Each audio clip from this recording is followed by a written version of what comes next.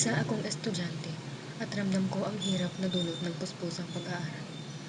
Nararanasan ko ang hindi matapos-tapos na pagbabasa ng mga libro upang pumasa lamang sa mga ibinibigay na tungkulin ng unibersidad.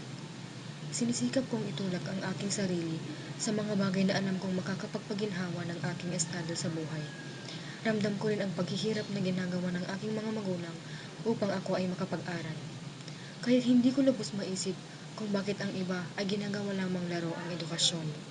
Napagkalooban sila ng oportunidad na isakatuparan ang kanilang responsibilidad bilang mga anak ng kanilang magulang at ng lipunan. Nakaroon din sila ng pagkakataong abutin ang kanilang inaasam na pangarap.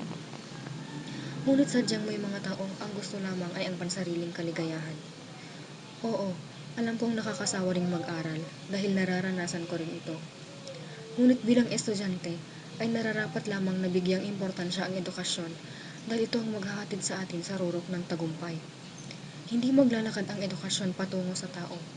Ang tao ang maghahabol dito dahil siya ang magkakaroon ng makinabang dito. Sana lamang ay wag nang hintayin ang panahong manghihinayang na lamang dahil hindi ginawa ang tungkulin bilang isang mabuting ehemplo ng lipunan.